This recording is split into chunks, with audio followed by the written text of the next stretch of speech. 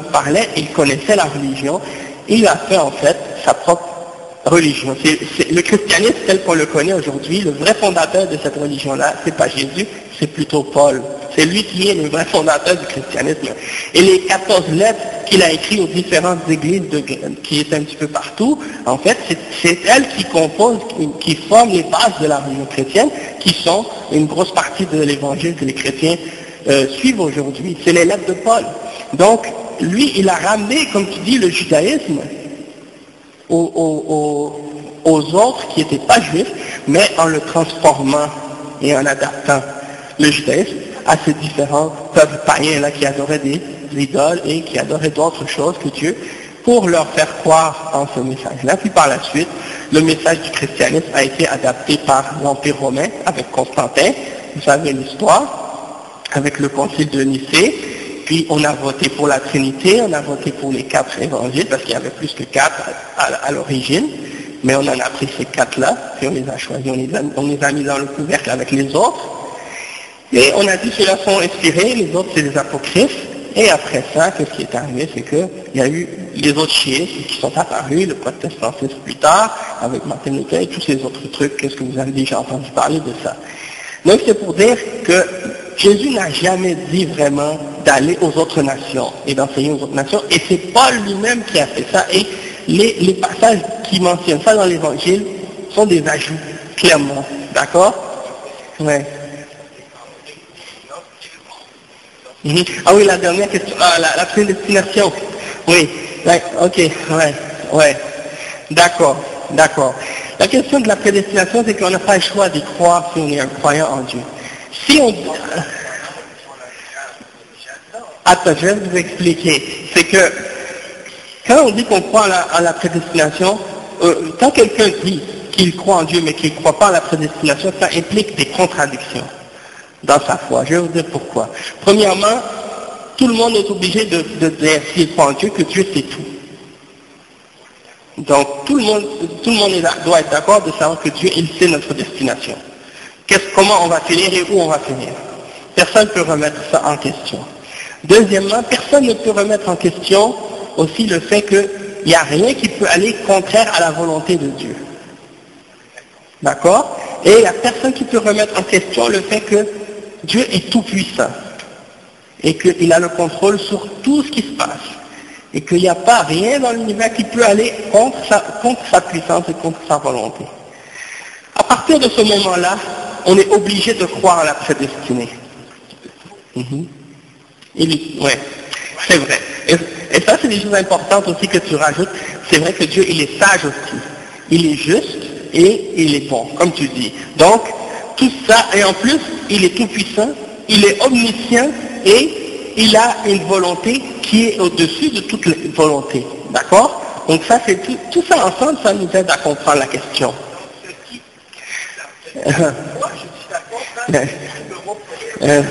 D'accord.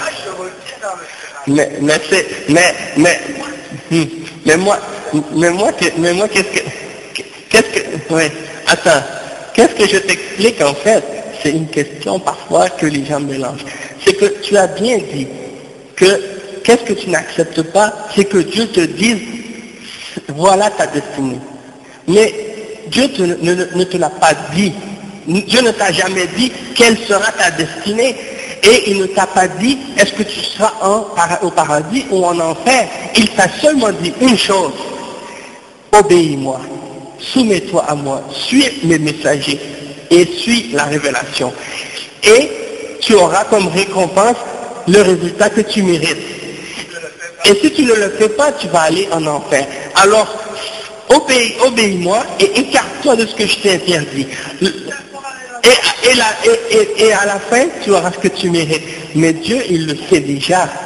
Et il l'a déjà prédestiné. Et il l'a non seulement su, il l'a écrit. Et il a voulu.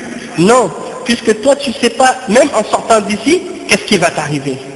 Donc, c'est pour te dire que, étant donné que tu ne sais pas ce qui va t'arriver demain, ou même dans 5 minutes, tu ne peux pas prétendre à l'injustice. Parce que la destinée est uniquement connue d'Allah, de Dieu seul. Et elle fait, toi, un secret. Elle est invisible pour toi. Toi? Bien sûr, tu as une volonté toi aussi. Exactement. Tu as la volonté et tu as une capacité de choisir aussi. Donc, Dieu t'a donné ça. Exact. Non, pas du tout. Attends une minute. Il y a deux extrêmes au sujet de cette question. Il y a ceux qui ont dit, Dieu nous force. On n'a aucune liberté. Tout ce qu'on fait, c'est Dieu qui nous force à le faire et on n'a aucune volonté de le faire et on est obligé de le faire puisque c'est Dieu qui nous force à le faire. Et donc ils disent, ces gens-là, que si moi je décide de lui donner un coup de poing ou si moi je viens de te frapper, je ne peux pas me blâmer moi parce que c'est Dieu qui m'a demandé de le faire. Hein? Et ça c'est faux et on peut lui prouver qu'il ment. Pourquoi? Parce que Dieu a interdit de faire du mal aux autres par l'intermédiaire de ses prophètes et de ses messagers. Donc celui qui voudrait essayer de se défendre pour qu'est-ce qu'il fait de mal en utilisant la prédestinée, on lui répond en disant non, tu ne peux pas te baser sur la prédestinée pour justifier le mal que tu fais aux autres puisque Dieu t'a interdit de faire le mal aux autres. La même chose, la personne qui fait le bien, il remercie Dieu de lui avoir permis de faire ce bien-là et il aura la récompense pour le bien qu'il a fait et celui qui a fait le mal aura la punition pour le mal qu'il a fait. C'est la même chose, mais il y a l'autre extrême aussi. L'autre extrême de ceux qui disent Dieu ne sait pas ce qu'on va faire avant qu'on le fasse et nous pouvons imposer à Dieu quelque chose ou faire quelque chose qui va en contradiction avec la puissance et la volonté de Dieu et que Dieu n'a aucune décision là-dedans. Ça c'est l'autre extrême parce que ceux-là, ils ont associé à Dieu d'autres divinités parce qu'ils ont dit qu'il y a d'autres choses qui peuvent créer en dehors de Dieu et qu'il y a d'autres choses qui peuvent agir de façon absolue dans l'univers en dehors de Dieu. Et c'est comme s'ils ont mis et limiter en même temps la connaissance infinie de Dieu, et ça c'est une autre forme d'égarement. Donc nous sommes entre ces deux extrêmes. Nous affirmons que Dieu, il a la connaissance infinie, il a toute puissance, et la connaissance ainsi de suite, et la volonté absolue, et la sagesse, et la bonté, mais en même temps, on affirme que l'homme, il a une volonté et une capacité. Toutefois, cette volonté et cette capacité-là, elle est toujours limitée par la volonté et la toute puissance de Dieu. Pourquoi? Parce que même si toi, tu as l'intention de faire quelque chose de bien, tu ne peux pas le faire excepté si Dieu l'a voulu. Et si tu veux faire quelque chose de mal, tu ne peux pas le faire non plus, sauf si Dieu l'a voulu. Et tu ne feras à la fin que ce que Dieu a voulu. Exactement, c'est ce que tu as dit.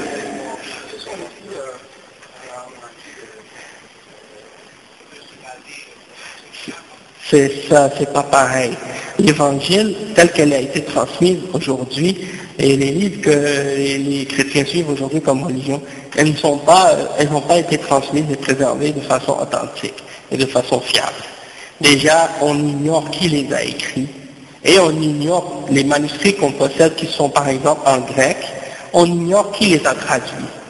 Donc ça déjà, ça met un gros point d'interrogation sur l'authenticité de ces textes-là.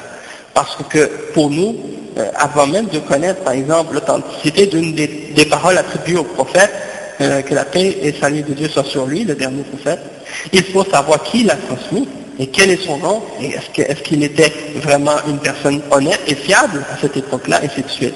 Donc ça c'est des exemples. Il n'y a pas de moyen dans le christianisme de vérifier l'authenticité des gens qui ont transmis la parole de Jésus. Ça c'est de un. Et c'est des témoignages de personnes qui parfois n'étaient même pas des témoins eux-mêmes. Comme Luc, quand il commence son évangile, il dit « Il m'a semblé bon, cher Théophile, d'après ce que j'ai recueilli, des témoins qui ont vu et entendu les choses qui sont arrivées, de te faire un récit, et ainsi de suite. » Donc, lui-même Luc, on ne sait même pas s'il s'appelle Luc premièrement, et Matthieu, on ne sait pas si c'est Matthieu qui l'a écrit, son évangile, et Jean, on ne sait pas si c'est Jean qui l'a écrit, et Marc, on ne sait pas si c'est Marc qui l'a écrit. Pourquoi?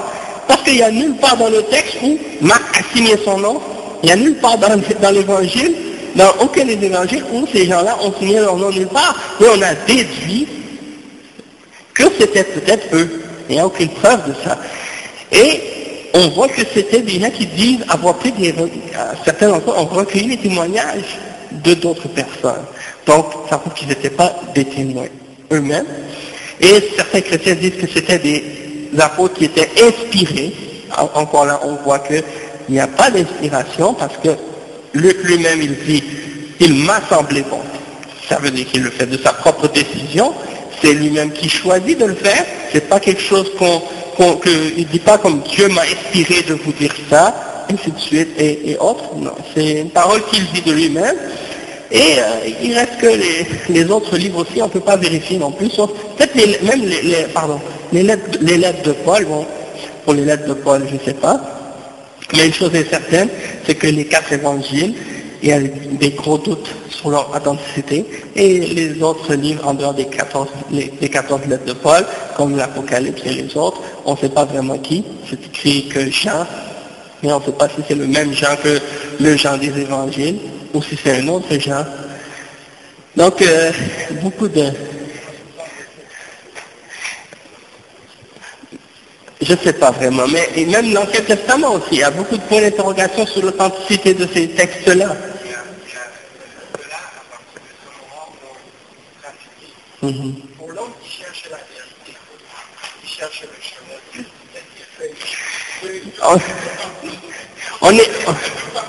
on est tous supposés d'être des chercheurs de la vérité. On est tous supposés d'être des hommes qui... Bien sûr, parce qu'elle existe cette vérité, et il n'y a pas de doute qu'il y en a qui l'ont trouvée. Mais il y en a qui l'ont pas encore trouvée, ou qui pensent l'avoir trouvée, qui ne l'ont pas trouvée réellement. Donc, l'important, c'est qu'on s'aide entre nous à trouver cette vérité-là. Hein? Voilà. Bon, je l'ai lu, ouais.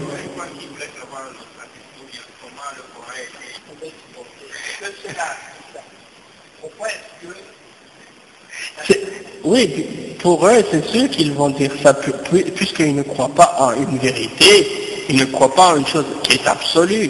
Ils disent, étant donné que, bon, eux, ils ont leur Dieu, et ça pour eux, c'est leur vérité, et eux, ils ont leur Dieu, et ça pour eux, c'est leur vérité, et donc, on veut satisfaire tout le monde, chacun avec sa petite vérité de son côté, tandis que l'islam dit, il y a une vérité qui est au-dessus de toutes les autres.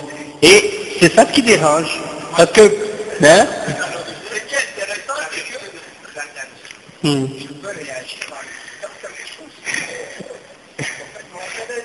mais il n'y a pas de problème. Votre nom c'est quoi?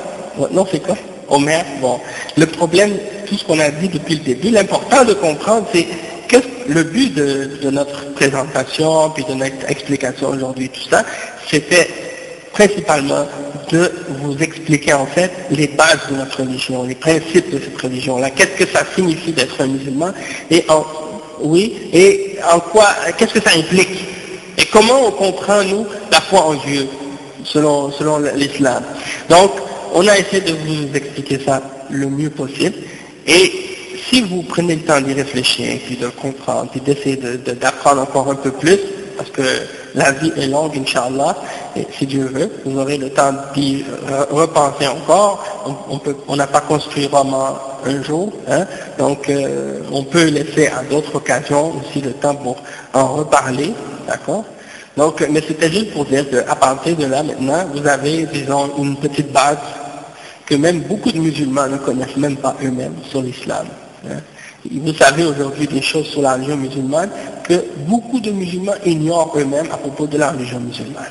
Donc à partir de cette connaissance-là, maintenant dans l'avenir, ça va vous aider peut-être à mieux analyser les choses par rapport aux musulmans, parce que dans les pays musulmans, vous avez des gens qui adorent les tombes, vous avez des gens qui adorent les morts, qui leur offrent des formes d'adoration et de culte.